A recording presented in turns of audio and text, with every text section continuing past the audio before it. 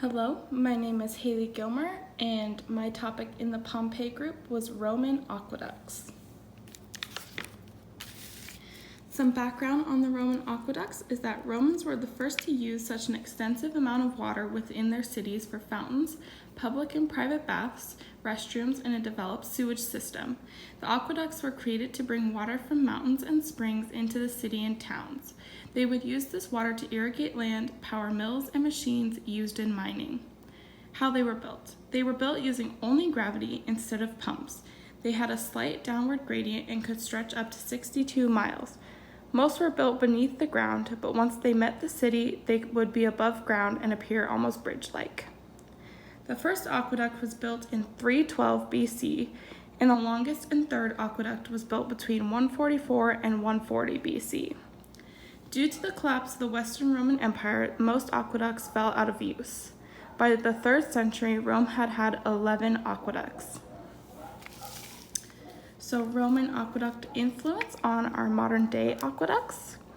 The Romans' version of the aqueducts has become sort of irrelevant with modern day's technology, but aqueducts are used throughout the US and other countries.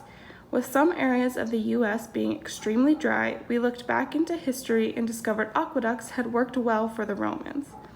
There are now so many aqueducts in the US that they have become invaluable. To quote the article, Romans created the most efficient water system for our developing modern world. So modern day aqueducts.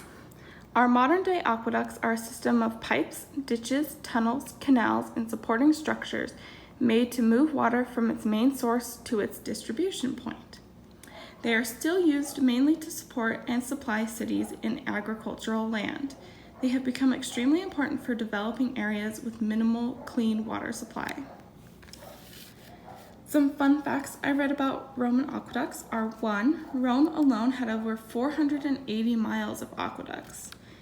2. They brought in over 300 million gallons of water a day. 3. Some of the aqueducts have become landmarks all around Europe. 4. 11 aqueducts were built over a 500-year period.